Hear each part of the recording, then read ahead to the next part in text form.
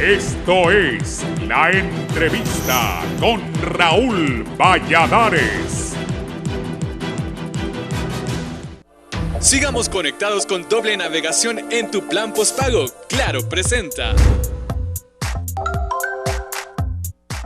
Honduras se aboca al histórico proceso de darse una nueva ley electoral que sustituirá a la ley electoral y de las organizaciones políticas de 1981. La ley que está por morir vivió en la crisis de 1985, resuelta con la fórmula B, la suma de votos de candidatos presidenciales de corrientes internas en la reforma del 2004 que dio curso al Tribunal Supremo Electoral y en la inscripción de la candidatura a la reelección presidencial en el 2017, tres momentos claves de su historia. El nuevo marco regulatorio del proceso político hondureño está en un dictamen con 317 artículos que una comisión multipartidaria elaboró y posiblemente incluya novedades como las alianzas políticas, la segunda vuelta electoral o balotaje y el aumento de la deuda política, entre otras. Luego de 40 años de servicios, este jueves serán los momentos finales de la ley electoral y de las organizaciones políticas, y en caso de que la Cámara Legislativa la apruebe, la nueva norma permitirá al Consejo Nacional Electoral conocer y decidir sobre las alianzas políticas. También cambian la forma de calcular la deuda política, que será equipada al número de votos válidos que se logren en la última elección general anterior en el nivel electivo presidencial. El monto de cada voto pasará de 20 lempiras a 60 lempiras, lo que representará un alza del 200%. El dictamen tipifica que el partido político que no obtenga el 2% del total de los votos válidos del nivel electivo presidencial verá cancelada su personería jurídica y tendrá que desaparecer. También establece que quien solicite actualización domiciliaria solo aplicará si se inscribió en el municipio a donde pida su traslado correspondiente. Asimismo, quienes sean inscritos como candidatos presidencial tendrá que reunir requisitos de elegibilidad que exige la Carta Magna vigente que prohíbe la reelección presidencial. La mesa electoral como figura jurídica sufre la metamorfosis a junta receptora de votos, con una jerarquía formada por un presidente, un secretario y un escrutador. En la oposición, el expresidente y coordinador general del Partido Libre, Manuel Zelaya Rosales, instruyó a la bancada a aprobar la segunda vuelta electoral para las próximas elecciones generales. Zelaya anunció el paso del grupo técnico de la Comisión Especial Electoral del Legislativo, el debate sobre la figura de la segunda vuelta electoral, pidiendo a los 30 diputados aprobar el articulado. Mel Zelaya pide a su bancada que vote por segunda vuelta, pero modificando la Constitución este año y ratificando en el 2021. Para que en las elecciones generales sea obligatoria su aplicación, destacó en un posteo en su cuenta de Twitter. Ahora se dio un paso importante y se espera que se den pasos para seguir buscando acciones políticas que vengan a satisfacer la demanda del pueblo por tener un gobierno transparente, concluyó. Postura que es un acuerdo más entre dos enemigos políticos declarados, azules y libres, señaló el precandidato presidencial liberal Arístides Mejía, mientras las alianzas políticas tuvieron terreno fértil en evitar los lloriqueos del expresidenciable de la alianza de oposición Salvador Nasralla, dijo el dirigente nacionalista Fernando Andurán. Sigamos conectados con doble navegación en tu plan postpago. Claro presentó.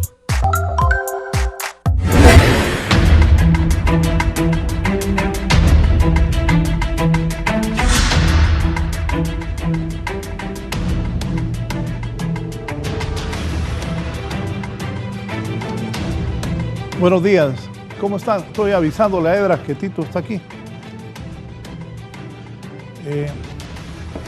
Buenos días.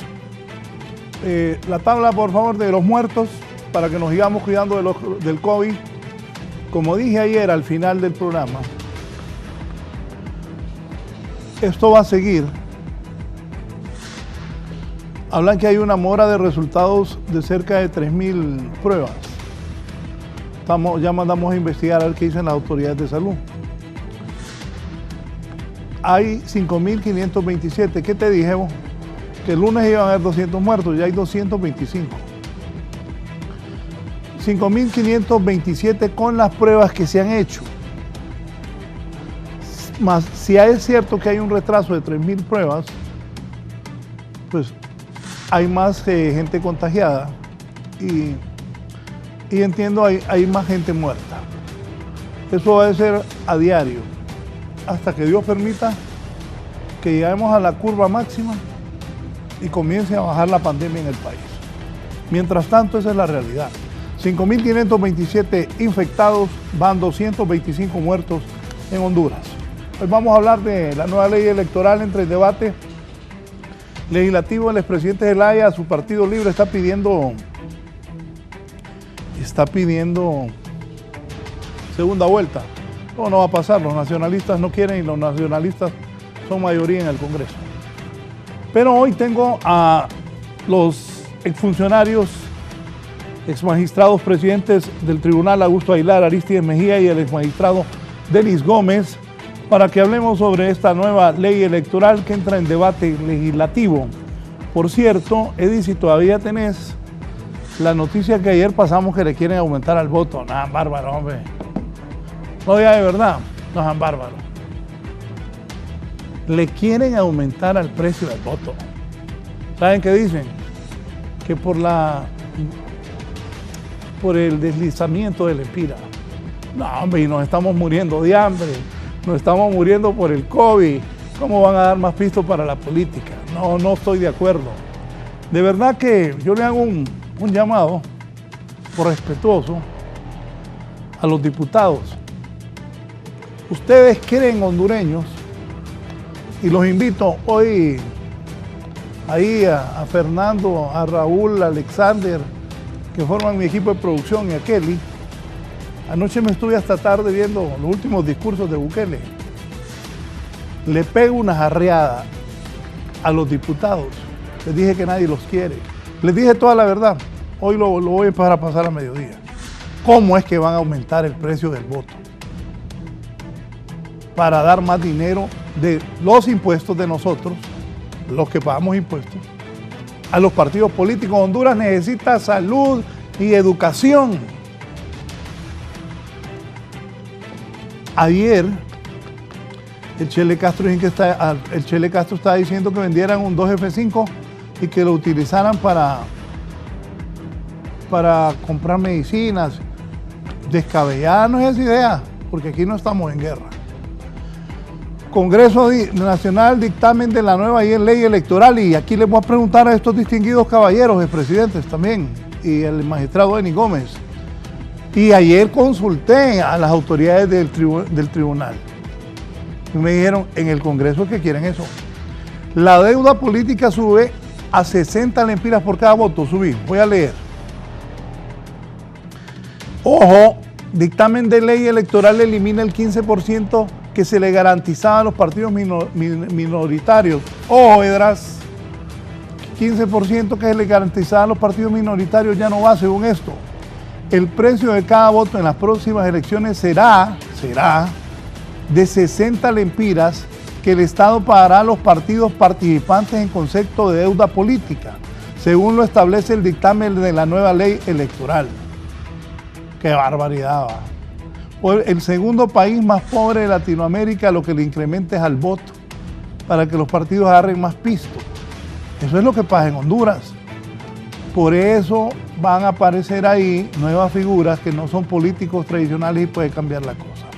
La información fue revelada por fuentes vinculadas a la Comisiones Técnicas y de Dictamen, que desde el año pasado trabajan en la preparación del nuevo cuerpo jurídico. Será concluido esta semana. La deuda política pasará, oigan bien, pasará de esta forma de 20 lempiras, como lo establece actualmente la ley electoral, a 60 lempiras, lo que significará un incremento del 200%. No sean bárbaros. País tan pobre, ¿cómo van a aumentar a 60 lempiras el voto? De 20 a 60. No, hombre. Yo recuerdo una vez que me opuse, que querían repartirle 1.000 millones de lempiras a los partidos políticos. No, señores. 191 millones recibirán los 10 partidos en concepto de deuda política en las elecciones. Recibieron 191 millones hoy a hondureños. los 10 partidos políticos en concepto de deuda política en las elecciones del 2017. Ay, ¿ahora cuánto va a ser con 60 lempiras por voto? Oigan bien el argumento. Aunque en la actualidad la ley habla de 20 lempiras por cada voto válido, la Secretaría de Finanzas lo que finalmente paga es 39 por cada sufragio, atendiendo el nivel inflacionario establecido por el Banco Central de Honduras. El propósito de modificar el costo de la deuda política afectará drásticamente los ingresos de los partidos minoritarios, pero aumentará las arcas de los mayoritarios, o sea, libre. Se va a favorecer el Partido Nacional y no sé el Partido Liberal si va a quedar tercero. Si no se arreglan, no creo que quedan terceros. Sin embargo, lo que busca es adecentar la política, justificó uno, y como van a adecentar la política, vamos, ¿qué tiene que ver el adecentamiento de la política? Hasta el más humilde hondureño, ¿qué tiene que ver adecentar la política con aumentarle a 60 lempiras por voto para cada partido? Bueno, esa es la Honduras que tenemos. Paren eso. Hoy voy a empezar a preguntarles a los hondureños si quieren que aumenten de 20 a 60 por voto, de 20 lempiras a 60 para que le paguen a los partidos. Y hoy, qué bueno que invité a estos distinguidos personajes para que también me opinen, porque como hondureños quiero que opinen y como ex autoridades que han sido del tribunal. Saludo al doctor Augusto Aguilar. Doctor, bienvenido. Buenos días, Raúl. Es un placer estar nuevamente en este su interesantísimo programa que tiene mucha audiencia y sobre todo porque se tocan aspectos que interesan a todos los hondureños. Bienvenido, doctor. Don Denis Gómez, ¿cómo está, don Denis? Raúl, buen día a usted, a Tito y al doctor Aguilar. Aquí en un día copioso, muy gris, pero con la expectativa pues de que la lluvia ha llegado y con ello se renueva toda la parte verde que necesita este vital líquido también. Gracias, le cuento que ya llevo 2 semanas con la receta que me dio don Aristide Mejía Carranza. Allá está lloviendo, está nublado donde vive Tito, le recuerda sus tiempos en Europa. Aristide cuando estaba en Grecia. Tito, bienvenido, vive allá en el Latillo. Buenos días, Raúl. Buenos días a los queridos participantes en este foro. Creo que vamos a abordar hoy un tema de actualidad, no tanto por eso del valor del voto, que yo estoy de acuerdo totalmente con Raúl, porque eso está por definirse, no hay una posición de la bancada liberal sobre este tema, está por definirse cuando se discute en el Congreso. Sino porque hay muchos sectores que están preocupados por la celebración misma de las elecciones.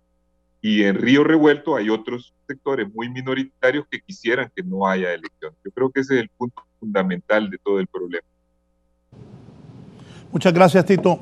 Vamos a empezar. Doctor Aguilar, si por favor recuerde aspectos generales de esta nueva ley electoral que vale la pena destacar para que el hondureño esté claro. Porque también, ojo, cuando ocurren estas pandemias y estos problemas, se hacen cualquier cosa.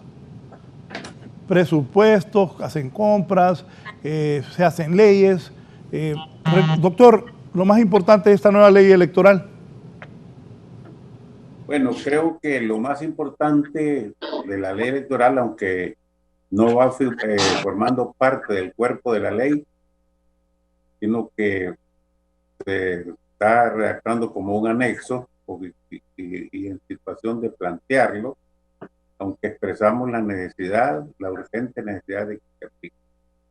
Me parece a mí que si no se incluye la segunda vuelta en la discusión de esta nueva electoral, todo lo demás pasa a una menor categoría y de menor interés. La gran mayoría del pueblo hondureño está apostándole a que se aplique la segunda vuelta balotaje, que es una medida que ya han tomado casi todos los países de América Latina. Luego el problema de la reelección, como tampoco va en el cuerpo de la ley, pero va como una sugerencia. que es una situación tan difícil que tenemos un presidente en funciones con una constitución que se lo prohíbe. Y luego, ya hablando propiamente de la ley electoral, los temas quizás más importantes, está la nueva forma de integrar los organismos electorales, mesas, tribunales departamentales, municipales. Importantísimo también lo relacionado con la transmisión de resultados. Importante también lo que estamos hablando, lo de la deuda política, financiamiento del Estado. Importante también los requisitos para la inscripción y permanencia de los nuevos partidos. Y hay otros temas también que son importantes, pero creo que ahí estaría la mayor relevancia de cada uno de los temas. Gómez, para usted, ¿cuál es la mayor relevancia? Bueno, Raúl, primero decirle que si las reformas electorales no son reales, van a ser solamente de formas, porque de formas ya han habido. De la manera como se administra ahora el tribunal y circunstancias como esa. Entonces, si usted me pregunta, mi unidad de medida principal es el informe de la misión de observación electoral de la OEA en el 2017, página 8. Hemos presenciado un proceso electoral de baja calidad técnica y tanto el doctor Aguilar como el abogado Mejía saben exactamente a qué se refiere el tema de la baja calidad técnica. Entonces, la relevancia de todas estas cacareadas reformas que van a ser profundas, dijo alguien por ahí, y son históricas, pero ya el doctor Aguilar ha hecho una introducción y dice que hay algunas circunstancias que no se consideran. Entonces, creo que se ha hecho un esfuerzo desde la comisión multipartidaria y por supuesto, y reitero, y soy enfático, si las reformas electorales que va a contener tanto la ley del Consejo Nacional Electoral como el Tribunal de Justicia Electoral no vienen a responder la baja calidad técnica que observaron los de la misión de observación electoral de la OEA en el 2017 y no va a responder a la baja calificación que en la actualidad tiene el organismo electoral nacional en términos de integridad electoral, pues obviamente solamente tendremos una arquitectura, como dijeron los de la OEA, pero yo hago énfasis en que esa arquitectura necesita tener una ingeniería electoral que nos permita tener elecciones que verdaderamente cumplan con los indicadores internacionales que definen elecciones democráticas y autónomas, Raúl. Sí, abogado Aristide Mejía, ¿usted qué piensa? Bueno, Raúl, yo creo que hay que distinguir varias cosas. Uno, el proyecto base con que empezamos a trabajar en la comisión técnica ha sido ya concluido. Nosotros hicimos propuestas muy importantes para que el próximo proceso electoral sea sin los vicios del 2017 y del 2013. Y eso es importante para darle transparencia, pero hay que tener en cuenta que ningún sistema es infalible. El problema es un problema de conducta humana, es un problema de ética. Usted puede crear el sistema más seguro y siempre va a ser violentado. Y en cambio, otros países que tienen procesos totalmente sin medidas salen bien con los procesos electorales. Incluso el Ministerio de Interior en muchos países, Argentina, de Europa y varios, son los que dan los resultados. Imagínense aquí, es impensable que el ministro del Interior, que es totalmente un político muy sectario, digamos, cada vez que ha habido un político, un ministro ahí, vaya a dar un resultado desfavorable a su partido. Entonces, dicho esto, hay otro punto importante. Se han hecho propuestas basadas en la experiencia que el equipo tiene para mejorar muchos de los procedimientos, pero no podemos hablar de todos en este programa porque es muy largo, una ley que contempla 300 artículos, y me voy a referir a lo esencial para que haya una elección transparente y cómo debemos de estructurarlo. Uno, como dijo Augusto, es importante la segunda vuelta. La segunda segunda vuelta, la posición del Partido Liberal, hay 2 propuestas introducidas por diputados, ha sido siempre que se haga una reforma constitucional a partir de este año y que se ratifique en el siguiente para que esa reforma pueda ser aplicada en las elecciones del próximo año y se puede ajustar el calendario para eso. Bueno. La posición libre fue que se hiciera una consulta popular. La posición del Partido Nacional igualmente una consulta popular. A raíz de nuestra propuesta, Libre modificó su propuesta en buena hora y ahora propone una reforma constitucional que, como se ha dicho, va a ser difícil porque el Partido Nacional está opuesto. Y eso limita bastante la elección porque tenemos ya no un sistema bipartidista, sino un sistema de 4 fuerzas que son grandes y que necesitan de una segunda vuelta porque ninguna va a alcanzar un mínimo necesario para que el próximo gobierno tenga la suficiente legitimidad de origen.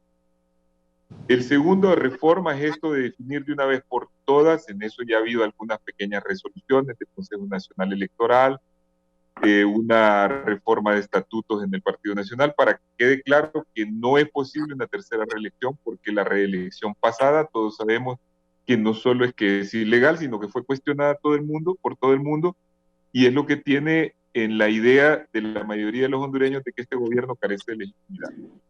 La siguiente reforma es sobre las mesas electorales, que ahora se llama juntas receptoras de voto. Ahí tiene que haber una modificación porque ahí es el mayor problema. Hay 2 propuestas que luego podemos hablar.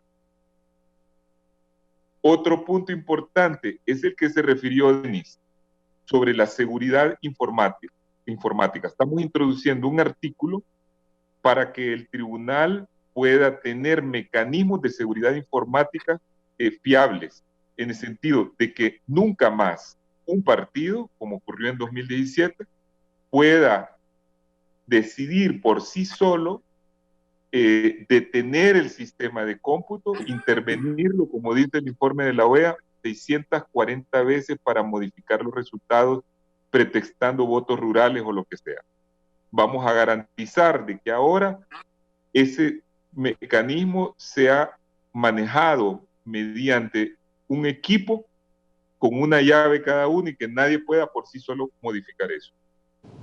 El otro tema importante es una propuesta mía que existe en la legislación de Costa Rica que todavía no ha sido aprobada en ninguna de las comisiones, pero me parece sana, es que cuando haya un resultado ajustado de menos del 2%, el tribunal de oficio haga un recuento total de los votos. Eso es importante para darle más tranquilidad al día de las elecciones, porque lo que buscamos al final es que volvamos al menos a lo que teníamos en el pasado, que cuando un candidato perdía las elecciones, reconocía al vencedor e inmediatamente volvía la tranquilidad al país.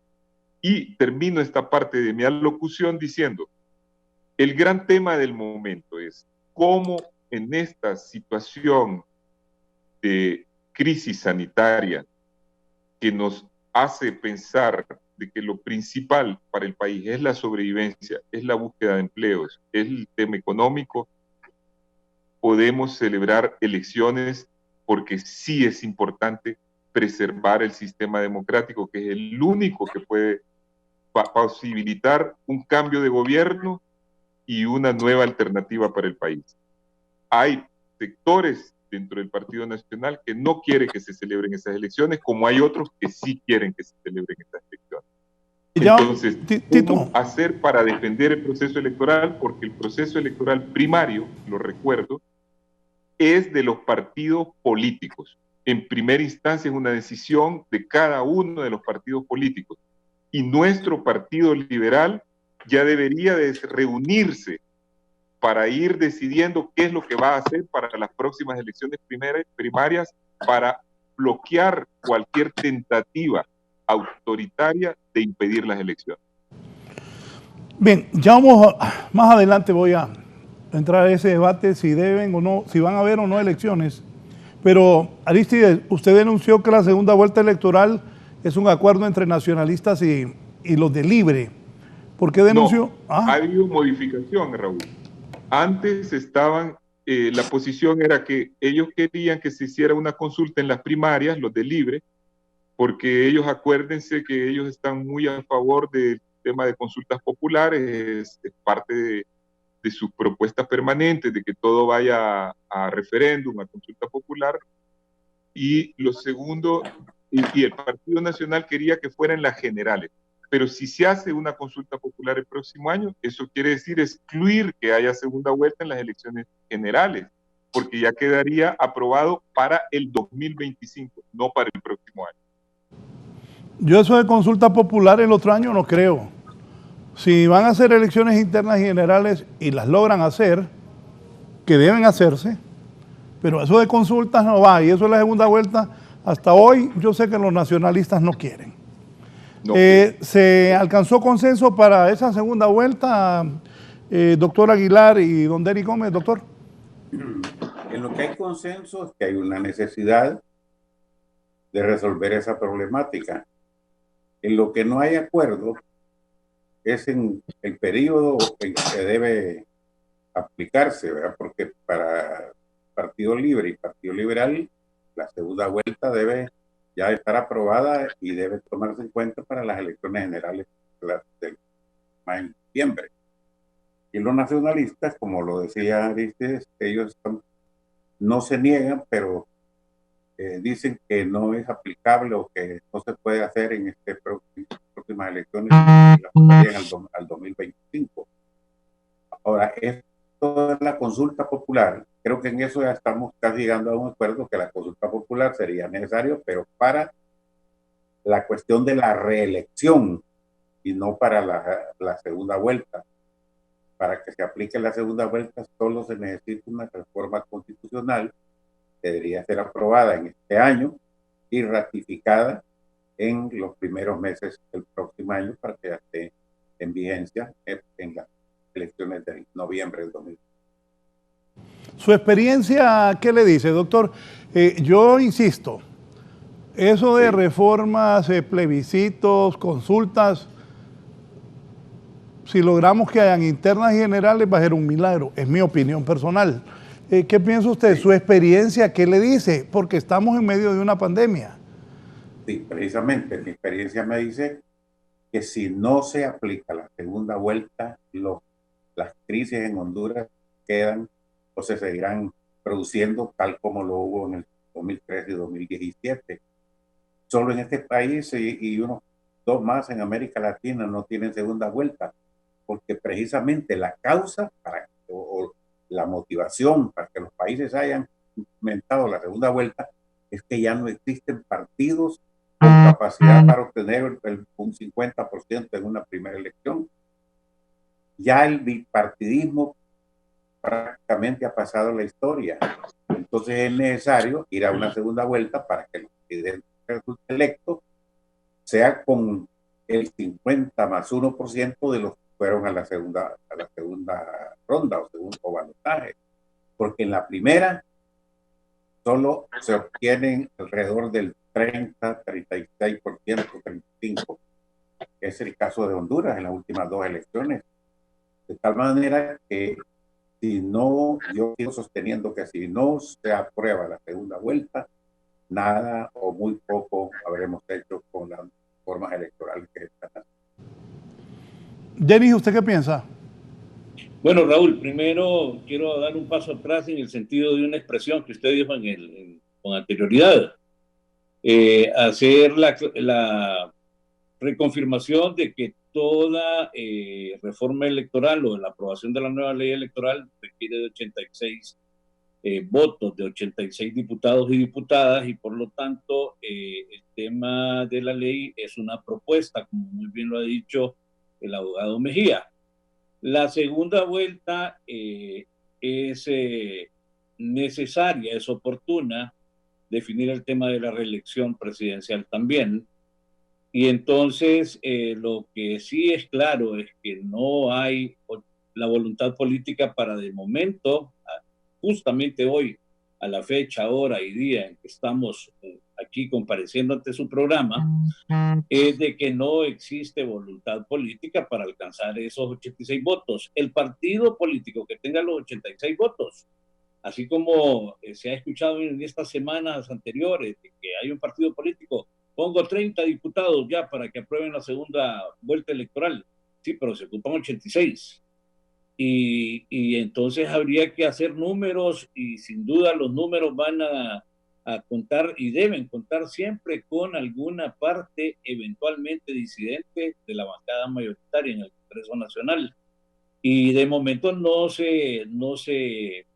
lo veo, Raúl, yo particularmente, y soy concluyente también en el tema de que es una reforma que se debe realizar, que es constitucional, no es una reforma que deba ir solamente en la ley del Consejo Nacional Electoral, como he escuchado otras voces por ahí, y que también el tema de la reelección, pero también podríamos aprovechar en esas reformas constitucionales, y me refiero en este momento muy directamente a dos de los asesores de la Comisión Multipartidaria.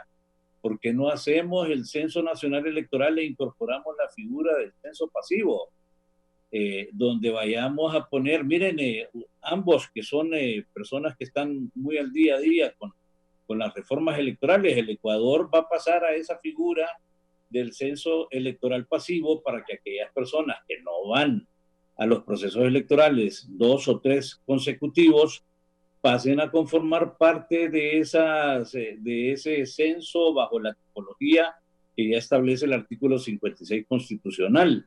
Y eso nos ayude pues para ir mejorando este tema de censo nacional electoral y depuración del mismo. Entonces, Raúl, de momento creo que para las mayores, trascendentes e históricas reformas prometidas desde la titularidad del Congreso Nacional, pues todavía no hay tales propuestas, tales compromisos de 86 votos que requiere cualquier reforma profunda y que venga a verdaderamente ayudarnos en el tema de elecciones, perdón. Sí, Aristides. Bueno, yo pienso que en eso del censo pasivo, nosotros tuvimos una amplia discusión sobre eso. Mario Aguilar González lo propuso, pero no hubo acuerdo. Acuérdense que en la comisión técnica están representados 3 partidos: Libre, Partido Nacional y Partido Liberal. Con el tema de la segunda vuelta, indudablemente que no tenemos los 86 votos. Es muy importante que Libre haya puesto a la disposición de ese proyecto los 30 votos para hacer ver a la población cómo el Partido Nacional es el que se está negando a esa democratización del país, porque no podemos seguir siendo gobernados, en el mejor de los casos, que sería que un partido alcance un 25 o digamos un 30%, y si a eso se resta la cantidad de gente que se abstiene y la cantidad de gente que se fue al exterior, prácticamente los gobiernos están sustentados en un 15% de las personas habilitadas para votar. Eso hace gobiernos débiles como el actual. Un gobierno débil conduce a la inestabilidad política, y la inestabilidad política a los problemas sociales y económicos que hemos tenido y que seguimos teniendo. Por lo tanto, si queremos rectificar, porque viene una nueva oportunidad para que el país reencuentre su rumbo que ya tenía, que no era totalmente bueno, pero que por lo menos no era autodestructivo como el que tenemos, necesitamos hacer una buena ley. Eso es lo principal, porque ahí está el origen de todo. Una buena ley que permita que mediante un mecanismo de segunda vuelta se requiera un mínimo para pasar en la primera vuelta, que en algunos países es de 40%, porque se le ha bajado del 50 al 40, pero con la condición de que el primer partido saque 10% más que el segundo partido que va detrás de él. Y eso significa que si ningún partido alcanza esto, una victoria contundente, tenga que ir a la segunda vuelta. Muchos están alegando que la segunda vuelta es generalmente una vuelta en la que no hay tanta participación. pero es que hay que interpretar que lo importante aquí es lograr el máximo de legitimidad. Y ese máximo de legitimidad se da de dos formas. Sea ratificando que se prefiere a alguien que ganó en la primera vuelta, sea rechazando al que ganó en la primera vuelta, como ocurrió en Guatemala. Es decir, en virtud de que las fuerzas están divididas, puede ganar en la primera vuelta a alguien con un 20-25% de un montón de fuerzas pequeñas, pero ya en la segunda vuelta la ciudadanía prefiere que ese candidato ya no sea el presidente. Y eso es importante. Es una escogencia que tiene derecho a tenerla el pueblo. ¿Qué es lo que prefiere o qué es lo que no quiere definitivamente? Yo creo que esos puntos son muy importantes.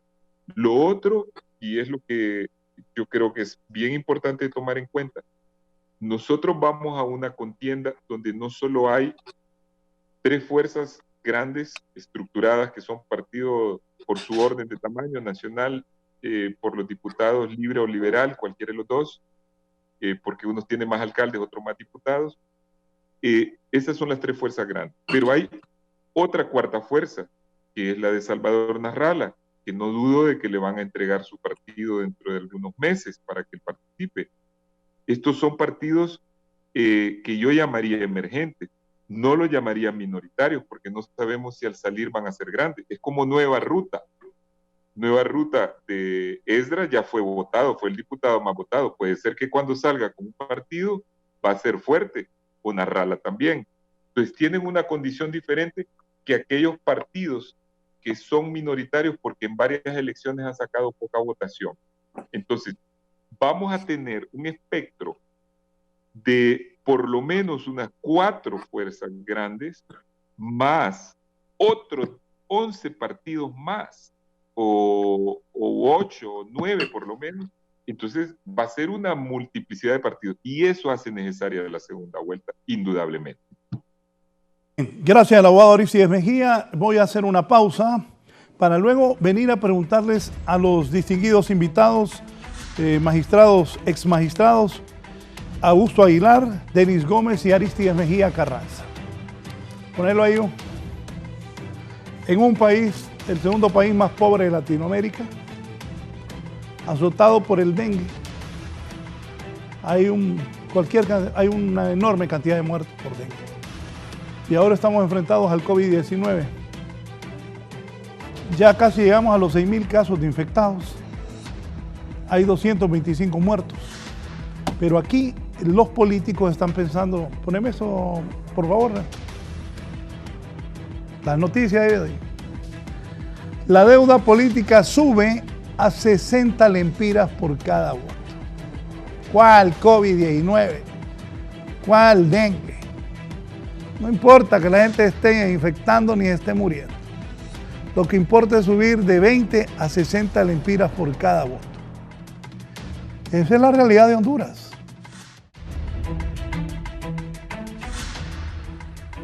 Bien, pues quieren subir el voto de pagar 20 lempiras a cada partido político por voto a 60 lempiras.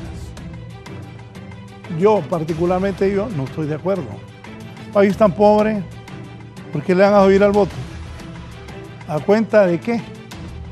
¿Cuál es la necesidad? Si más bien cada partido político debería de pagar sus internas. Eso deberían de hacer, para gastar menos si somos pobres. Pero bueno, esa es mi opinión personal. No sé la del público y voy a consultarle al doctor Aguilar. ¿Qué piensa usted de eso, doctor? ¿Por qué ese incremento? Yo creo que la información está incompleta. Y en verdad está la propuesta, solo a nivel de propuesta de que te lempiras puede ser menos. Pero la cantidad que el Estado rogaría no aumenta, porque se está eliminando el 15% que se le da a los partidos que no obtienen mayor cantidad de votos. Entonces, si en este momento tenemos 11 partidos inscritos, creo, y por lo menos unos 3 o 4 que están en lista de espera, tendríamos 15 partidos, de los cuales a 12 o a 10, se les pagaría el 15% de lo que obtiene el partido mayoritario. Eso, haciendo unos cálculos muy ligera, estaríamos suponiendo más de 100 millones distribuidos en esos partidos y algunos de ellos que no sacan ni 3,000 votos.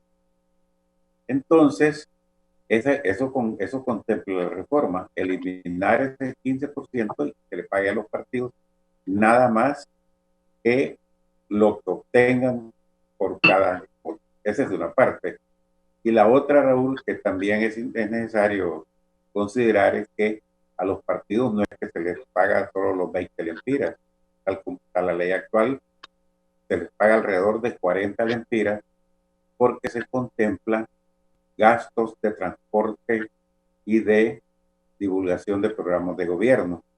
Entonces, en verdad, lo que se ha pagado en la actualidad no son 20, sino que andan cerca de 40 lempiras cada uno. De tal manera que eso equilibra, pero de acuerdo que si se pueden reducir esos costos de un país en crisis, como usted lo dice, estoy totalmente de acuerdo. Esto está a nivel de propuesta y hasta podría ser revisada. Y eso... Entonces, ¿sí? No, termine la idea y luego le pregunto algo. No, que al hacer un cálculo de lo que se está proponiendo, en realidad no aumenta la erogación del Estado en el financiamiento de los partidos políticos. Y no, esto no aplica a las primarias, solo es a las elecciones generales. Sí, en las primarias, lo que ahí no se le paga deuda política, sino que simplemente el Consejo Nacional Electoral corre con los gastos corrientes, diríamos, papeletas, urnas, etcétera, pero no hay pago por deuda política. ¿En las elecciones primarias, doctor? ¿Perdón? ¿Cuánto se gasta en las elecciones primarias? Bueno, fíjese que son los más difíciles de calcular, porque en las elecciones primarias el costo está relacionado con la cantidad de movimientos que se inscriben en cada partido. Hubo una elección en que participaron 12 movimientos, 8 en el Partido Liberal y 4 en el Partido Nacional, que se ha ido reduciendo. Entonces, si en esta oportunidad, tal como se ve el panorama político, me parece que a las elecciones llegarían, a las primarias, unos 6 movimientos nada más, 2 por cada partido. 2 en el Partido Liberal, 2 en el Partido Libre o 2 en el Partido Nacional. Entonces, serían 6 movimientos y el costo andaría igual o menor todavía que la elección general. Entonces, es más difícil calcular, repito, lo que gastos que se incurren en las primarias porque depende de la cantidad de movimientos que se. Sí, don Denis Gómez, ¿usted qué piensa de esto de subir de 20 a 60 lempiras por voto? Bueno, Raúl, es válida la preocupación que usted ha manifestado en el programa el día de hoy, haciendo la valoración que ha dado el doctor Aguilar en el tema de el voto, tal y como está establecido en la ley vigente, de 20 lempiras, más esos gastos de transporte que se estiman ahí, más la depreciación por costo de vida, que anda alrededor de unos 40 lempiras, y hacer también la salvedad de que esa es una propuesta, Raúl, y que la propuesta dependerá de 86 votos que tenga esa iniciativa. Válido también cuando usted habla de que el país debe pasar a buscar procesos que nos permitan valorar los costos de los procesos electorales, haciendo énfasis, Raúl, de que en este tema de pandemia por el COVID-19, pero de la epidemia permanente que tenemos en el país, obviamente la democracia electoral, que es la nuestra, no debe estar en cuarentena, ¿verdad? Pero tampoco podemos soslayar de que sí está con la amenaza de eventualmente no dejarla respirar, así como haciendo una emulación de lo que está pasando allá por el norte.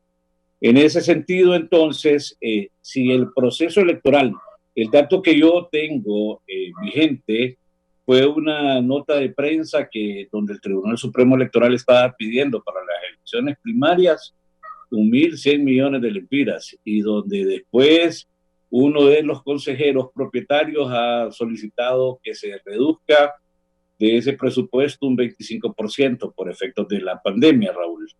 Entonces, la situación es cómo valorar y cómo compensar el tema de la necesidad de continuar con procesos electorales porque no están en cuarentena, pero sí están amenazados. Sí, correctamente, están amenazados. De manera muy definida y de manera muy sostenida, además. Y cómo entonces que estos procesos electorales se vengan a compensar y a equilibrar en el tema de todo lo que significa esta lucha que el Estado debe hacer, y conste con una ejecución millonaria de la cual todavía no es posible estar escuchando que hay deficiencias en los hospitales, que hay hospitales que ni siquiera están operando, hay otros que ni siquiera vienen en camino, y todas esas discusiones, Raúl, llevarnos eventualmente hasta lo que usted menciona ahí, explorar todos los escenarios posibles. Sin embargo, entender que el proceso electoral debe asegurarse en base al cumplimiento de la ley vigente y de la que vendrá en el camino, y que toda esta propuesta de costos es eso, una propuesta, y que obviamente hay tiempo para hacer la discusión, como en efecto usted en este momento lo hace en su programa. Sí, amplíeme lo que decía el doctor Aguilar sobre estos partidos pequeños que no sacan ni 3.000 votos y siempre reciben una buena parte de la deuda política. ¿Qué se va a hacer con los partidos pequeños? Hasta hoy creo que hay 11 partidos registrados ya legalmente por el Consejo Nacional Electoral, y esto de incrementar el voto de 20 lempiras a 60, yo consulté con una fuente del Consejo Nacional Electoral ahora. Como aquí en Honduras, cada vez que quieren creer que nos vamos a olvidar de los desastres que han hecho, le cambian nombres a las instituciones. Pues ayer yo consulté con una alta figura del Consejo Nacional Electoral y me dijo, eso es en el Congreso, eso se está manejando en el Congreso de la República. Denis, ¿qué hacerse con los partidos, los nuevos partidos? El doctor Aguilar señalaba que hay partidos que no sacan ni 3.000 votos y le dan una buena cantidad de dinero, algo que es incorrecto, porque un diputado o un alcalde saca muchísimos más votos que un candidato a la presidencia, y eso sí, me parece que estoy de acuerdo con el doctor Aguilar, que los que no sacan nada, pues la verdad andamos mal. Denis. Bien, Raúl, primero voy a partir del tema de la referencia que le dan desde el Tribunal Supremo Electoral. Mira qué interesante. En materia electoral, el Tribunal Supremo tiene iniciativa de ley, pero no es vinculante. Entonces, eso quiere decir que puede haber una muy buena propuesta de reforma para una nueva ley, pero si no tiene 86 votos, no cuenta con los diputados en un número de 86 votos, no va a pasar absolutamente nada. Entonces, por eso, la respuesta lógica del tribunal es, bueno, aumentarle al voto de 40 a 60 o de 20 a 60, como está expresamente en la ley, ha sido el producto de un trabajo que lo conocen muy bien el doctor Aguilar y Tito Mejía, porque han sido asesores de la Comisión Multipartidaria. En ese punto, entonces, vuelvo a la referencia que usted ha hecho en su programa, con la necesidad del país de cómo establecer inversiones ante la precariedad para que los procesos electorales sean genuinos. Usted mencionó el tema de las elecciones primarias. Las elecciones primarias se conformaron para buscar mayor democracia en los partidos que tienen alto volumen electoral. ¿Se ha logrado? Es mi pregunta. No voy a contestarla, solo la dejo ahí en el tapete. Entonces, y sobre los partidos, especialmente 7 partidos que participaron en la elección del 2017, la propuesta entonces es, bueno, vamos a reducir, ya no vamos a dar el 15% del mínimo, como mínimo, si Tito Mejía sacó 1 millón de votos y Denis Gómez no sacó 1 millón de votos, pero por lo menos participe en el proceso y tiene un 15% de los votos válidos que a Tito Mejía le van a pagar por 20 lempiras, pongamos. Y entonces hoy la ley me dice que me van a dar como mínimo 15% de ese valor. La propuesta lo que implica es que si Tito Mejía y el doctor Aguilar sacan 1.200.000 respectivamente, y yo solo saco, yo solo saco 3.000, entonces a mí me van a dar 3.000 por 60 lempiras.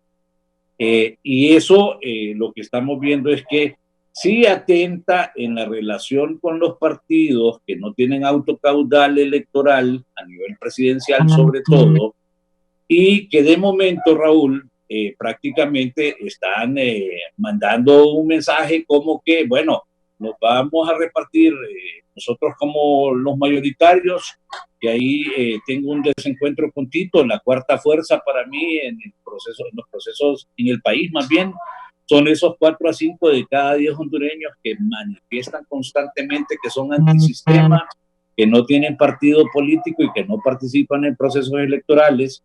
Y entonces, cuando manifestamos ese tema, nosotros hemos dicho muy claramente, bueno, va a ser complicado para el Pino socialdemócrata particularmente tiene 41 años de existencia democrática en la vida de este país y ha hecho aportes significativos. No ha logrado, obviamente, el apoyo popular a nivel presidencial, pero de momento esta propuesta de ley, además de eso que estamos discutiendo hoy, cuánto va a valer el voto válido, cuánto se le va a dar al partido, vea qué interesante.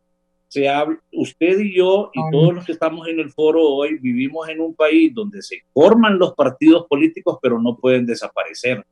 Y no va a desaparecer tampoco con la nueva ley del Consejo Nacional Electoral. Sí van a desaparecer si obviamente se impone el que de 60 lempiras en el voto presidencial me vayan a dar a mí 360.000 lempiras de deuda política. Por supuesto que sí, voy a desaparecer de la parte de administración que debe hacer un partido político en una democracia que sea más dinámica y más activa y más ideal.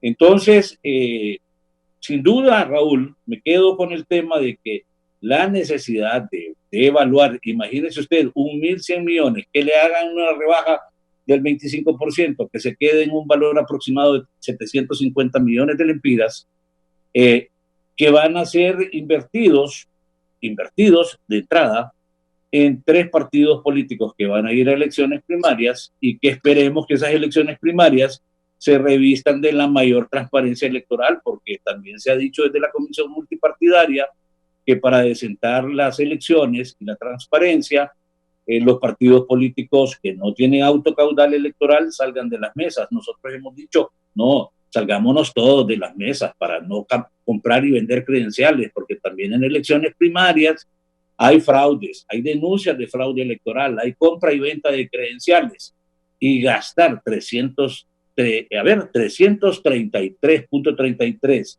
millones de lempiras por 3 partidos políticos para quedar siempre en las mismas dudas en los procesos comiciales primarios, habría que revisarlo muy bien, Raúl. Antes de pasar a Tito, Eddie, ahí te mandé de Roberto Reynaud, que ha opinado, pero aquí tengo a Héctor Ojara. Dice Héctor Ojara: Raúl, este pueblo ya no puede seguir manteniendo tanto político de oficio y no nos han dado ninguna respuesta positiva, solo mantenidos, descarados, dice. La abogada Miriam Elizabeth Mejía: buenos días, Raúl. El Partido Liberal ha venido pidiendo también la segunda vuelta. Son unos bárbaros, Raúl. Los fondos se deben orientar a temas como salud, educación y medio ambiente como prioridad nacional. Y también me escribe aquí otra persona: saludos en estudio. Que paren ese derroche, que los partidos cubran los gastos de elecciones internas. Abogado Aristides Mejía, ¿qué piensas, Tito? Raúl, voy a hablar como político, más que como, digamos, alguien miembro de la comisión técnica. Yo siempre he sido, en toda mi vida, favorable a la austeridad gubernamental. Y he sido favorable a eso porque mucho del dinero que se da en los presupuestos nacionales un altísimo porcentaje se va en sueldos y no llega hasta el ciudadano, hasta el último destinatario. Hay instituciones donde a veces solo queda un 5 o 10% para el objetivo para el que fue creado y todo se va en puro gasto. Entonces eso es lo que ha traído descrédito a la democracia. El descrédito de la democracia en América Latina es tan fuerte que la gente no sabe por qué debemos de pagar una democracia si no ha traído resultados económicos. Y hay incluso algunos que añoran tiempos pasados donde hubo regímenes militares, porque estuvieron mejor económicamente las personas. Entonces ese es un punto delicado que debemos de cuidar. Yo estoy en eso totalmente contrario a ningún incremento de gastos públicos en general, no solo del voto, sino públicos, en un momento en que el país requiere de concentrar todos sus recursos para salvar vidas y para mejorar el sistema de salud. Una de las grandes verdades de esta pandemia es que debemos de poner al ser humano en el centro de las preocupaciones. Ahí lo dijo Miriam Mejía correctamente. Esa debe ser nuestra principal preocupación. Hasta ahora el sistema occidental mundial ha puesto en los últimos 30 años en el centro de las preocupaciones al mercado, porque dicen que el mercado se autorregula y es el que distribuye y es el que genera la riqueza y todo. Ahora vimos que el mercado no puede ser el centro de nuestras preocupaciones, porque si se falla el ser humano, no hay mercado. Tiene que haber sistema de salud, educación y empleo. Y para eso necesitamos reducir en primer lugar no tanto el gasto de los 1.000 millones que puedan ir, sino los 50.000 millones que se van anualmente en corrupción en este país.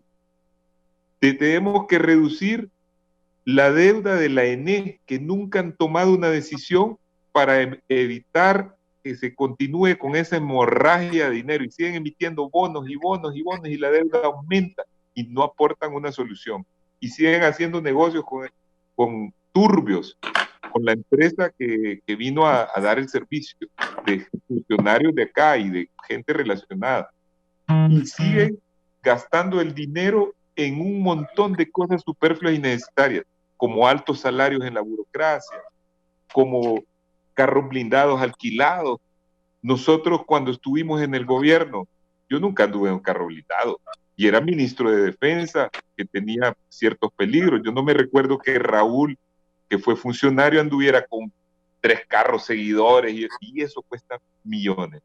Entonces, yo creo que hay que ir reduciendo todos esos presupuestos, no aumentar nada, ningún aumento en ningún rubro, y menos en este del voto, debe ser hecho si no es en función de las posibilidades que tiene el presupuesto nacional. Y estoy totalmente de acuerdo con Raúl también, de que cada vez que en un país, eso lo dicen los italianos magníficamente bien, que en nuestro país, cuando hay un problema, se crean nuevas instituciones y sigue siendo todo lo mismo. Más bien se crea más gasto, más burocracia, más gasto. ¿Para qué sirve, por ejemplo, el Instituto de Transparencia? Eso no ha tenido ninguna incidencia sobre la transparencia, solo para citar un caso, y no es que estoy hablando mal de la gestión de los funcionarios que están ahí, ellos hacen lo que pueden, pero eso no ha servido prácticamente para nada. Y así podemos ir citando un montón de instituciones que no han servido. Entonces los italianos dicen, Raúl, cada vez que hay un problema nacional, inventemos una ley para que todo siga igual. Aquí, cada vez que hay un problema nacional, creemos una institución nueva para que se diga que se está cambiando algo y que todo siga lo mismo. El otro punto en eso, que no hay que dejar de ponderar, es para mí 2 cosas. 1, la democracia hay que mantenerla porque es el único sistema, y como dijo Churchill, es el peor sistema exceptuando todos los demás. Tiene sus defectos, pero todos los demás son peores. La dictadura es peor, la pseudodemocracia como la que tenemos aquí es peor, el régimen militar es peor, la monarquía absolutista es peor, todos esos regímenes son peores, o los gobiernos teológicos como el de Irán son peores. Debemos de cuidar nuestro sistema democrático y eso tiene un precio. Pero si el precio son 1.000 millones para las primarias y la corrupción se lleva 50.000 millones, ahí hay 50 elecciones. Debemos de reducir, debemos de ver ahora que tenemos esta pandemia, cómo se va a solventar el problema de las primarias de los partidos. Los partidos tienen que hacer para mí propuestas. Y lo segundo es, con relación a los partidos minoritarios. Yo distingo tres clases de partidos. Uno, los partidos minoritarios que ya participaron en elecciones. Otro, los partidos emergentes nuevos, que no han participado y que son nuevos y que son una expectativa todavía. Y tres, los partidos que ya figuran como partidos grandes y tradicionales. Y ahí meto a Libre, que aunque es relativamente nuevo, ya es un partido que tiene diputaciones, sus alcaldes y todo, y figura como uno de los partidos con cierto raigambre tradicional. Debe haber un tratamiento equitativo para los partidos. Una verdadera democracia debe dar alguna igualdad de oportunidades a aquellas propuestas para que el ciudadano oiga todas las propuestas. En muchas democracias, partidos que son pequeños surgen y saltan al poder porque tienen la posibilidad de ser escuchados. Hay que crear mecanismos, y eso lo discutimos en el seno de la Comisión Electoral, de cómo crear mecanismos para que los partidos que sean minoritarios porque no han crecido o sean nuevos partidos tengan igualdad de posibilidades de presentar sus programas políticos y que pasemos de una vez a una política seria de propuestas, de escuchar programas políticos. Para mí, todo radica en esos puntos fundamentales que deben de mantenerse para que tengamos la buena conducción del país hacia otro derrotero y que mantengamos nuestro sistema democrático. Gracias al abogado Aristides Mejía. Voy a ir una pausa para que continuemos, pero antes, don Tony García, que es del movimiento del partido de Salvador Narrala, Salvador de Honduras, que está en formación, pagarle a los partidos pequeños que sacan pocos votos en relación a un 15% del partido que sacó más, lo convierte en un negocio jugoso. Lo ético y correcto, dice Tony García, es que se le pague por voto sacado a los partidos. Saludos, Raúl. Igual, Tony, saludos. También poneme ahí, los televidentes siguen escribiendo. Dice Roberto Reinao: buenos días, Raúl, usted tiene toda la razón. ¿Qué argumento más pobre de estos señores que el dinero que supuestamente le iban a pagar a los partidos pequeños mejor se lo van a dar a los partidos mayoritarios? Por eso Mel no quiere la alianza, porque perdería sus 50 millones. Dice Roberto Reinao que Mel perdería con una alianza 50 millones.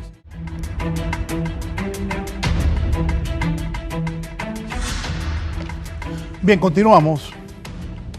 Decía yo que aumentar de 20 a 60, de 20 lempiras el voto a 60 es una injusticia para este pueblo. Lo insisto. Con todo respeto, yo respeto a los que creen que sí, pero yo creo que no, que el país no aguanta eso. Está conmigo el líder de Nueva Ruta, Edras Amado López. Me consta, y yo transmití muchísimas veces cómo Edras, Milagro, su esposa y todo su equipo de trabajo recorrieron el país para conseguir las firmas y lograr la inscripción. Hace poco el abogado Aristides Mejía, que está aquí en el debate, hablaba de que Edras fue, recordamos, el diputado más votado en Francisco Morazán por el Libertad y Refundación en la primera ocasión que participaron, y ahora ha formado un partido político. Don Edras está en la línea, ha escuchado lo que hemos dialogado con el ex magistrado Denis Gómez, con el doctor Aguilar y con el abogado Mejía Carranza. Edras, buenos días, ¿cómo estás? Primero tu participación y después me decís qué pensás de que quieren aumentar de 20 lempiras a 60 el pago de votos a los partidos políticos. Edras Amado López, adelante. Buenos días, Raúl. Gracias por la oportunidad de participar en este importante programa a nivel nacional. Quiero mandarle fuerte abrazo a los exmagistrados del Tribunal Supremo Electoral, mi cariño a cada uno de ellos.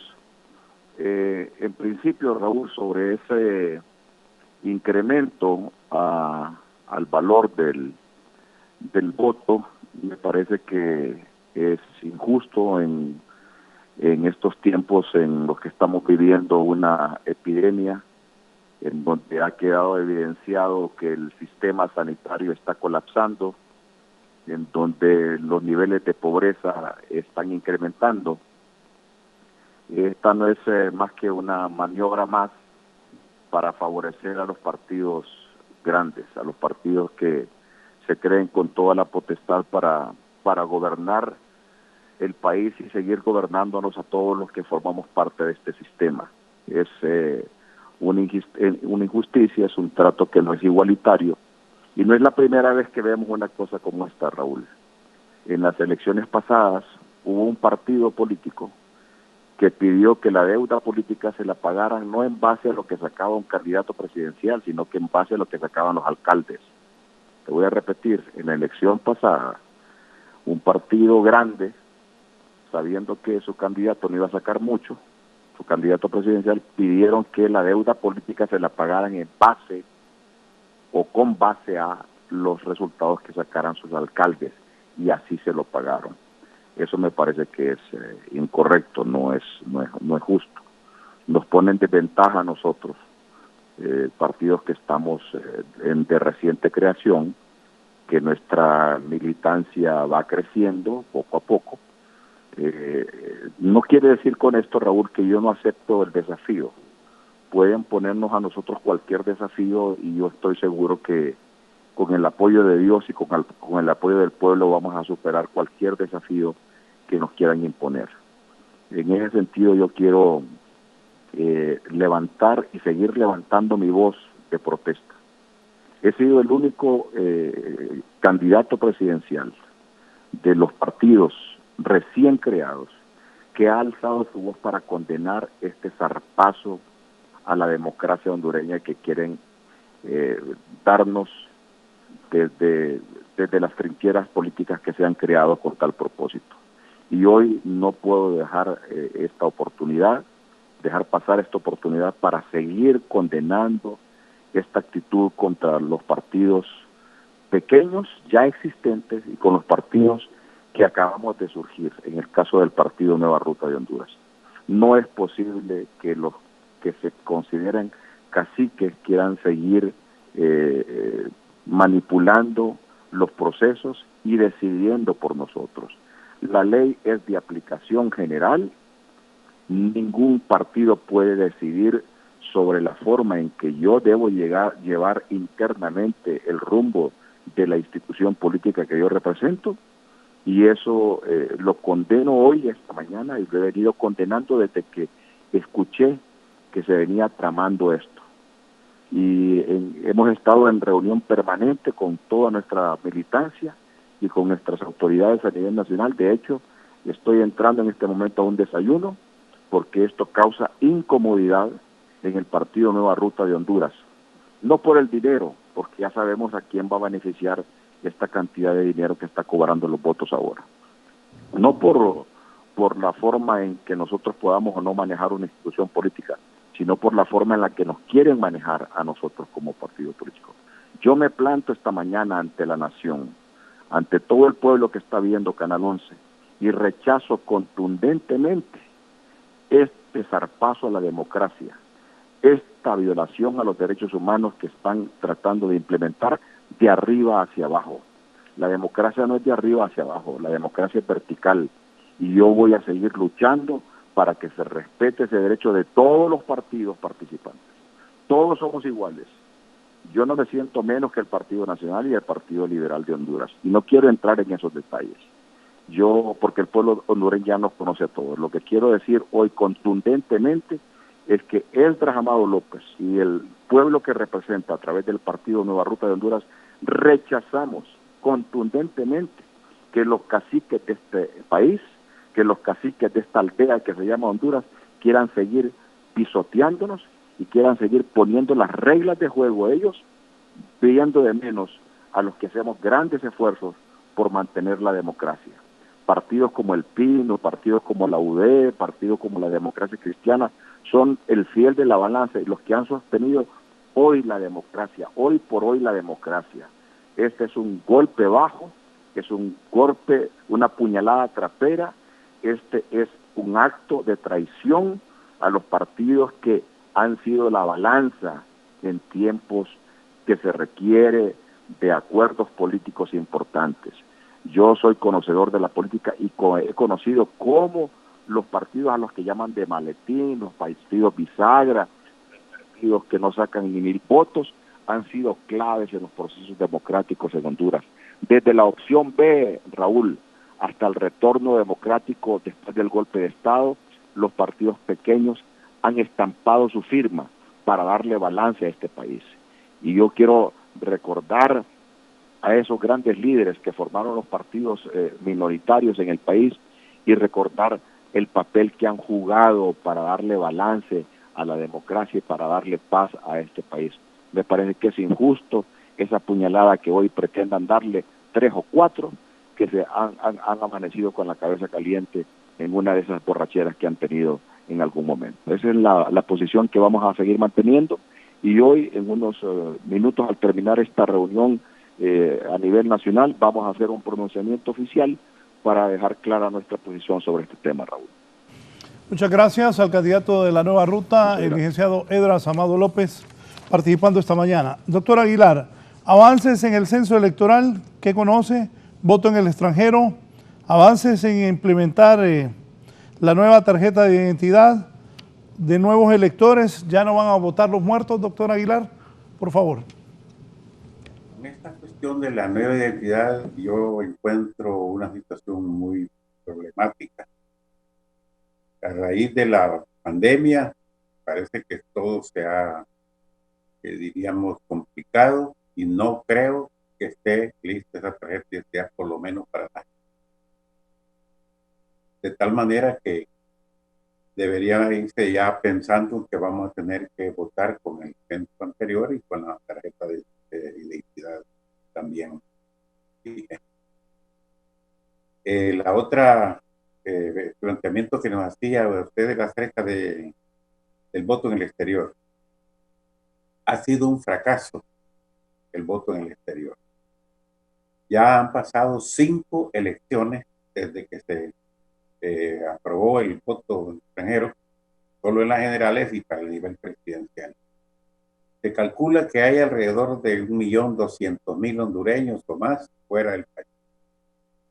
Se aplica solo en unas ciertas ciudades de Estados Unidos, primero fueron 6, creo que ahora son 8 ciudades, y el promedio debe andar alrededor de unos 2.500 personas que votan nada más en cada elección general, y el gasto es elevado, porque hay que pagar sueldos, hay que pagar una cantidad de tal manera que me parece que habría que, es difícil suprimir o quitar de la ley ese derecho, porque el peso político, por una parte, para cualquier partido que lo ponga es elevado, y además es un derecho que tienen los que viven en el exterior, aun cuando no estén interesados en participar en la elección. Esa es mi valoración. Sí, Denis.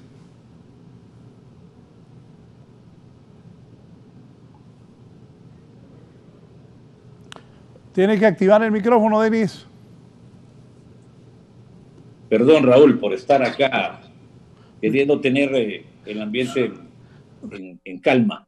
No, me refiero espere, a que, Denis, ¿no era que su hijo le estaba ayudando ahí? No, para nada, no, todavía tenemos competencias, todavía.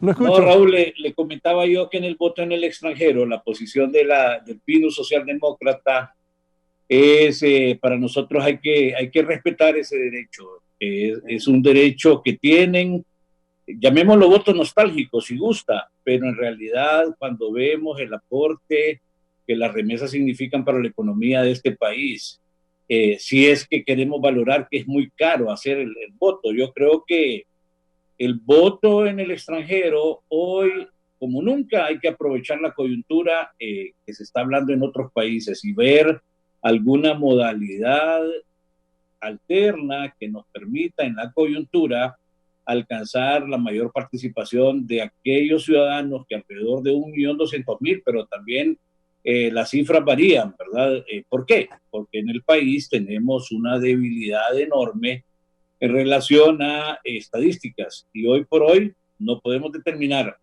cuántos son, cómo se llaman ni dónde están. pero que hay mecanismos y que hay que procurar asegurar ese voto de los migrantes en el extranjero y especialmente de los residentes en Norteamérica, en Estados Unidos concretamente, hay que realizarlo, y la posición desde el partido es esa.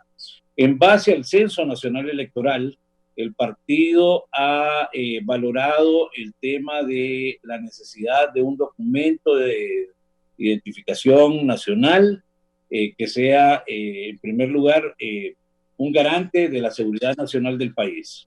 En segundo término, que los encargados en el Registro Nacional de las Personas empiecen a hacer las homologaciones de la base de datos de la trámite de la nueva tarjeta de identidad o de las tarjetas de identidad anteriores, pero que también se pase a hacer una depuración técnica, no solamente, no política, técnica, altamente técnica, para homologar la base de datos del registro civil con la base de datos de esta parte que tiene que ver con el trámite de las tarjetas de identidad, y que obviamente creo que ante la amenaza que se maneja por ahí de que eventualmente se vaya a un proceso primario con doble identidad, creo que ese es el escenario que debemos evitar a toda costa, y sí que el Registro Nacional de las Personas empiece a hacer su actividad con la mayor transparencia posible, con la participación de todos los partidos políticos, porque le cuento que la convocatoria de elecciones primarias es para todos los partidos políticos. Aquellos que definen y constatan que no tienen más de un movimiento es los que definen por sus estatutos. Entonces, en ese sentido, creo que la autoridad correspondiente debe activar todo el proceso de depuración, de homologación de base de datos, que le permita entonces al Tribunal Supremo Electoral, por ley, empezar con el tema del censo nacional provisional y el censo nacional definitivo de momento para elecciones primarias. Eso es de extrema urgencia, y por eso termino acá, reactivar de nuevo ese tema de por qué no involucrar por adición el tema de que entre a ese censo pasivo como una actividad de apoyo a la depuración del censo, y sobre todo bajo ese estigma famoso de cuando los muertos votan. Entonces esas son las posiciones que el partido tiene, y obviamente pues esperamos que se hagan todas las previsiones necesarias, y que, reitero, no dejemos de faltar a la ley en el cumplimiento de la misma y del cronograma que para tal efecto el Registro Nacional de las Personas, el Censo Nacional y el Tribunal Supremo, el Consejo Nacional Electoral, perdón, han ya delimitado. Finalmente, el PINU tiene más de 40 años, pero aquí el doctor Augusto... 41. Perdón, 41. Por eso dije más de 40. El doctor Aguilar dijo aquí que los que saquen menos de 3,000 votos, la verdad, deben quedar hule. ¿Qué va a pasar con el PINU, No, el PINU tiene 41 años de trabajo político en el país. Estamos trabajando para verdaderamente representar una opción.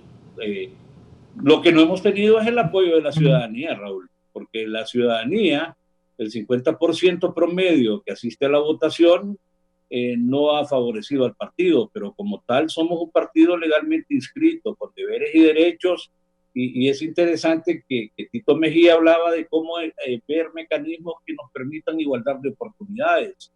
En democracia hay un principio limitante para las mayorías, y es que las minorías cuentan. Entonces, lo que menos podemos esperar es que esta ley del Consejo Nacional Electoral, del Tribunal de Justicia Electoral, sea una ley que vaya a ser hecha a la medida de 3 partidos políticos que hoy tienen mayor volumen electoral.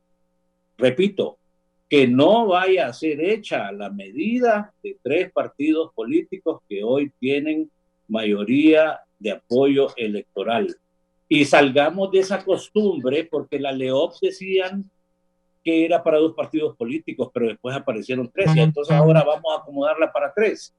Porque así como la pseudodemocracia que hablaba Arístides, yo le voy a decir una cosa, tengámosle cuidado también a los asomos de dictaduras democráticas que podamos tener en el país. y que por tratar de hacer coberturas específicas para partidos políticos, estemos más bien llevando al tema de perder la democracia de una manera muy amenazante y obviamente delicada. Agradezco a Denis Gómez, ex magistrado del Tribunal Supremo Electoral, ahora Consejo Nacional Electoral. Doctor Aguilar, para despedirlo, ¿qué visualiza? ¿Qué va a ser posible? ¿Van a haber elecciones, doctor Aguilar, internas y generales, o no van a haber? ¿Qué piensa usted? Quisiera darle una opinión así, basado en el momento, en la realidad que estamos viviendo. De acuerdo a la ley, las elecciones primarias son obligatorias, deben ser convocadas en el mes de septiembre y realizadas en el mes de marzo. Pero se ve un panorama muy difícil en los partidos políticos, en todo. La ley establece que si no se inscribe más de un movimiento, entonces no hay elecciones primarias. Y creo que en algunos de los partidos, de los que ya siempre han participado, Partido Liberal Libre y Partido Nacional, los movimientos con posibilidades de llenar los requisitos para inscribirse y participar, parece que se han disminuido. En el Partido Liberal, pues, se vislumbran 2 o 3. Falta saber si llenan los requisitos. En el Partido Nacional solo se observa que hay dos posiciones, 2 movimientos. Y en Libre, 2 o 3 también. Pero habría que saber si van a lograr cubrir los requisitos para poder inscribirse. De tal manera que si no se inscriben más de 2 movimientos en cada uno de los partidos, entonces en ese caso no habrían elecciones primarias. No sé si eso sería saludable o no para la democracia y para el país, pero se vislumbra que por lo menos estas elecciones estarían muy reducidas en cuanto a la participación de movimientos en comparación con los que se esperan. Muchas gracias al doctor Augusto Aguilar, expresidente del Tribunal Supremo Electoral. Voy al Partido Liberal, esto lo dejé ya aparte para preguntarle al abogado Aristides Mejía Carranza. Estoy aquí haciendo algunas anotaciones de la lista de candidatos liberales. Está aquí también Oscar.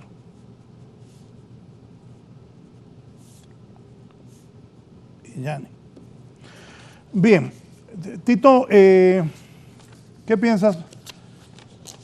Denunciaste también que estás preocupado que no van a haber o no van a haber elecciones, Tito.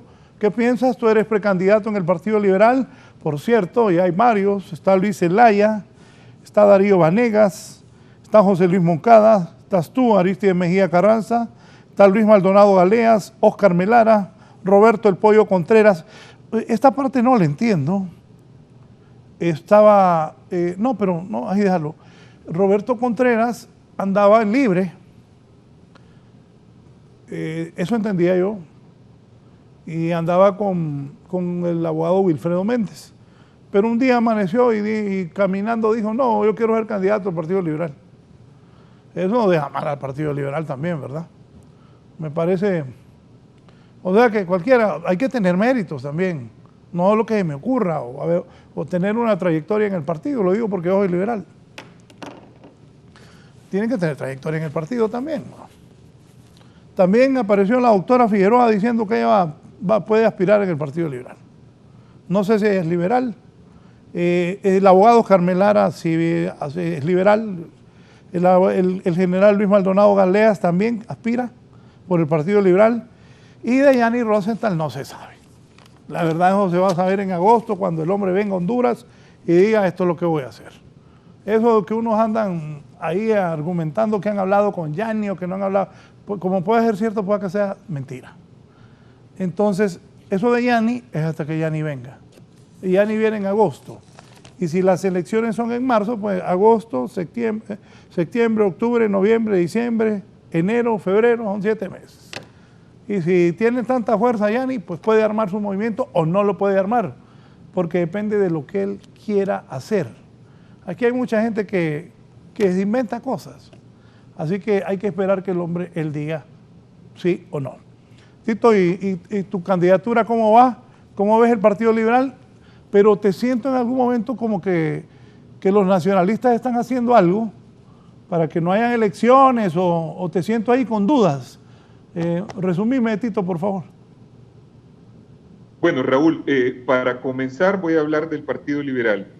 Yo creo que el Partido Liberal es el inspirador de la democracia hondureña, por la misma doctrina. Fue en el siglo XIX el liberalismo que dio origen al sistema liberal democrático, y así se llama. Entonces, esa apertura que siempre ha tenido el Partido Liberal debe servir para que regresen a la casa todos aquellos que se fueron por una u otra razón, solo verificándose que hayan tenido una militancia, porque los estatutos lo que dicen es que haber tenido la militancia de al menos 5 años. En mi caso yo tuve 30. Yo no sé si Contreras haya tenido, yo creo que sí, él fue liberal. Entonces me parece que no es el momento para que el Partido Liberal se cierre, porque justamente necesita abrir los brazos para crecer, y esta es una coyuntura favorable para el Partido Liberal. Segundo, yo creo que la pandemia ha cambiado la realidad política del país. La ha cambiado en varios sentidos. Uno, porque todas las actividades políticas han quedado suspendidas, los únicos que andan haciendo actividades politiqueras son los del Partido Nacional. El Partido Liberal no puede ir a hacer visitas, no puede hacer concentraciones, no puede ir a reunir las 2.000 firmas, los 2% de mis firmas que necesitan para crear corrientes. Tenemos dificultades para hacer la actividad política, y eso en cierta forma favorece al poder establecido, que es el Partido Nacional. En el Partido Nacional hay 2 grandes grupos, y yo digo que el mayoritario es de la gente que quiere que haya elecciones primarias, y por eso es que se han ido uniendo los candidatos en torno a la figura de Oliva. Y esto es porque los demás temen de que Juan Orlando intente una tercera reelección, lo cual sería catastrófico para el partido, pero también y sobre todo para el país. Nuestro país ya no aguanta más, esto no puede durar más, tiene que haber una alternancia en el poder, y es importante por eso que nosotros salvemos las elecciones primarias, y las elecciones primarias deben ser cuidadas, aunque tengamos que hacer reformas transitorias para adaptarlo a la situación de epidemia o de pandemia que tenemos. Esas reformas se pueden hacer en los próximos meses, cuando veamos cuál es la evolución de este problema, que es ahora mismo no solo un problema de salud, es un problema económico. Todos estamos de acuerdo que la situación del país va a ser catastrófica en lo económico, y esa es la prioridad, pero no debemos de dejar morir la democracia, porque eso solo favorecería el continuismo de un gobernante que ya perdió totalmente el respaldo popular. Así que para mí importante que los partidos políticos, y por eso hago un llamado a todos los que quieren ser candidatos en el Partido Liberal, que tienen derecho de serlo, y aquellos que son autoridades del partido, para que iniciemos ya desde ahora un gran diálogo de cómo vamos a enfrentar este problema de las elecciones primarias y cómo vamos a actuar en el margen estrecho que nos va a dar esta nueva realidad nacional para difundir nuestros mensajes, para explicar nuestros programas, nuestras propuestas, que es lo más importante, y para que podamos unificar el partido y ser opción para las elecciones generales de noviembre del próximo. Sí, ¿hay elecciones o no? Te repito. Sí, yo creo que se necesitaría 2/3 para que eliminen las elecciones. Y yo puedo afirmar porque hablé hace 2 días con todos los de la bancada liberal, tuvimos una sesión de trabajo para explicar esta reforma. No hay ningún voto de parte del Partido Liberal y supongo que tampoco de Libre para que se suspendan las elecciones. Así que no creo que eso sea posible. Eso es número 1. 2, yo creo que todos los que somos pretendientes o aspirantes debemos de preparar no solo el trabajo para ir a esas elecciones, es un trabajo difícil porque ahora ya no vamos a ir a poder buscar a los dirigentes para armar las planillas y tendremos que hacer eso por vías electrónicas o por mecanismos de distanciamiento físico. Entonces ya hay que iniciar ese trabajo. Lo tercero es, yo es en lo personal, porque me preguntaste qué estoy haciendo yo. Yo estoy trabajando desde hace días, desde el primer día del confinamiento, de la gran reclusión, como dicen en algunos países, en hacer un programa político para dar soluciones al país. Y ya dije anteriormente, el centro de la preocupación debe ser el ser humano. Los presupuestos nacionales, y yo creo que debe hacerse un planteamiento serio de dónde va a salir el dinero, no es que los políticos deben de aparecer como San Nicolás. Hay algunos políticos de otros partidos que dicen, sí, denle todo gratis, todo, pero ¿de dónde va a salir el dinero? Es muy fácil ser San Nicolás cuando no sos vos el que te pones el dinero. Entonces, responsablemente hay que hacer un programa de cómo se va a agarrar presupuestos nacionales, reducir costos, reducir gastos innecesarios. Yo hablaba hace un rato del Instituto de la Transparencia, que debería de jugar un gran papel en la transparencia para ahorrar recursos. Si no funciona, hay que cerrarlo.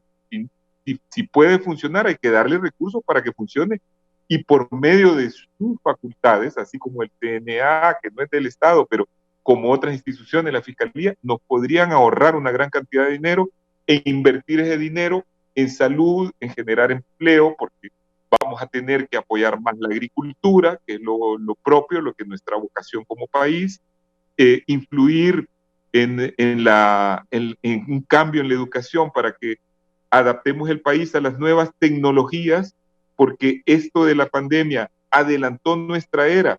Íbamos hacia una era acorde a la tercera revolución industrial de las nuevas tecnologías, en donde ahora se van a perder un montón de empleos para aquellos que no se han adaptado. Entonces tenemos que educar a la gente en otro sentido. Invertir en todas esas cosas es un programa responsable y de cómo tenemos que cambiar el país, volver a un sistema democrático pleno con separación de los poderes, mejorar el sistema de justicia cambiando la forma como se eligen los magistrados, darle independencia total a la Fiscalía, hacer una política anticorrupción, un gobierno austero, etcétera, etcétera. Yo podría extenderme muchísimo, creo que no hay espacio para eso, pero debemos de reactivar la oposición, porque en este momento solo el gobierno está haciéndose propaganda subliminal. ¿Con cuáles recursos? Con los recursos de nosotros que pagamos impuestos. Todas las bolsas que pagan a los ciudadanos es con el dinero de los que pagamos impuestos. Gracias al abogado Arístides Mejía Carranza por su participación esta mañana. Estoy totalmente en contra que suban de 20 a 60 lempiras el pago de voto a cada partido político. Eso es una ingratitud. Es inhumano contra un pueblo tan pobre que no tiene educación y no tiene salud. No pueden hacer eso. Un llamado respetuoso a los políticos, a los líderes políticos del país, no hagan eso. De verdad que mal. Estamos en una pandemia donde la gente se está muriendo. Si están pensando en aumentar de 20 a 60 lempiras el voto, de verdad no tendrían madre los que hicieran eso. No se les perdonaría jamás. No se pierdan. Bien, nos vamos. Trump dice que el gobierno de él, dice Trump es un bocazas. El gobierno mío es el que más hizo por la comunidad afroamericana desde Abraham Lincoln, dice. Oigan bien, se compara con Abraham Lincoln, que le dio tantos derechos a la gente de raza negra en los Estados Unidos. Este Trump no se mide. Ustedes, compatriotas políticos hondureños, mídanse. Mídanse porque si hacen eso, el pueblo no los va a perdonar. Creo que ni Dios. Un país tan pobre como Honduras no puede seguir gastando tanto dinero en la política. Nos vamos. Trump dice que él ha hecho más que Abraham Lincoln por los afroamericanos. Qué valores de Trump. Vamos con la nota internacional. Gracias. Buen día. El presidente de Estados Unidos, Donald Trump, volvió a apelar a una comparación de sí mismo con Abraham Lincoln, al referirse a la comunidad afroamericana en medio de las masivas protestas contra la violencia policial. Mi administración hizo más por la comunidad negra que ningún otro presidente desde Lincoln, afirmó el mandatario en sus cuentas de redes sociales. Hemos aprobado las zonas de oportunidad con el senador Tim Scott, garantizando financiamiento para escuelas y facultades históricamente negras, oportunidades escolares, impulsado una reforma de la justicia criminal, bajado la tasa de desempleo, pobreza y delincuencia de afroamericanos, y lo mejor está aún por venir, añadió el presidente. No es la primera vez que el presidente se compara con Lincoln. Anteriormente lo ha hecho para referirse a su relación conflictiva con los medios de comunicación. Lincoln gobernó Estados Unidos entre 1861 y 65 durante la Guerra Civil estadounidense. Fue asesinado y es considerado un prócer por ser quien impulsó la abolición de la esclavitud. La crisis abierta en los Estados Unidos lleva más de una semana, desde que un agente de policía de Minneapolis asfixiaron a George Floyd tras ser detenido por supuestamente pretender pagar con un billete falso. Desde entonces, el país ha visto recrudecer un conflicto racial latente y el presidente Trump fue acusado de echar gasolina en lugar de apaciguar la situación. Durante un mensaje desde la Casa Blanca, el mandatario recetó su lema de ley y orden para instigar a la represión de las protestas, elevando las tensiones que tienen al país en llamas. Para 11 Noticias, Raúl Valladares.